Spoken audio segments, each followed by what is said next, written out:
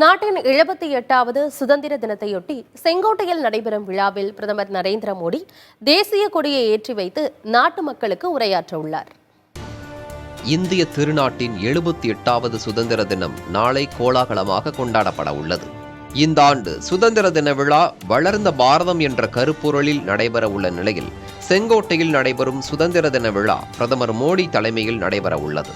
காலையில் செங்கோட்டைக்கு வரும் பிரதமருக்கு முப்படைகளின் அணிவகுப்பு மரியாதை வழங்கப்பட உள்ளது. தொடர்ந்து முப்படைகளின் அணிவகுப்பு மரியாதையை ஏற்க உள்ள பிரதமர் மோடி 7:30 மணி அளவில் தேசிய கொடியை ஏற்றி வைக்கிறார். அப்போது 2 ஹெலிகாப்டர்கள் மூலம் செங்கோட்டையில் மலர்கள் தூவப்பட உள்ளன. அதனைத் தொடர்ந்து பிரதமர் மோடி நாட்டு மக்களுக்கு உரை நிகழ்த்துகிறார். தொடர்ந்து 11வது ஆண்டாக நாட்டு மக்களுக்கு பிரதமர் மோடி உரையாற்ற உள்ளது குறிப்பிடத்தக்கது. அவரது உரைக்கு பின்னர் இந்தியாவின் இராணுவ வலிமை, கலாச்சாரம், தொழில்நுட்ப வளர்ச்சியை பறைசாற்றும் அணிவகுப்பு நடைபெற உள்ளது. வேளாண் துறை, இளைஞர் நலன், பெண்கள் மற்றும் மகளிர் மேம்பாடு என பல்வேறு பிரிவுகளின் கீழ் 6000க்கும் மேற்பட்டோர் செங்கோட்டையில் நடைபெறும் சுதந்திர தின விழாவிற்கு சிறப்பு விருந்தினர்களாக அழைக்கப்பட்டுள்ளனர்.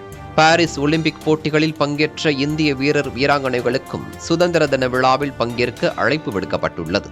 சுதந்திர தின விழாவையொட்டி டெல்லியில் உச்சக்கட்ட பாதுகாப்பு போடப்பட்டுள்ளது. சுமார் 700 செயற்கை நுண்ணறிவு கேமராக்கள் செங்கோட்டை பகுதியில் பொருத்தப்பட்டுள்ளன.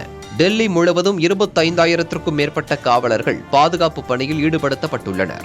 இதனைத் தவிர காஷ்மீர் முதல் கன்னியாகுமரி வரை வசிக்கும் குடிமக்களும் சுதந்திர தினத்தை சிறப்பாக கொண்டாட தயாராகி வருகின்றனர்.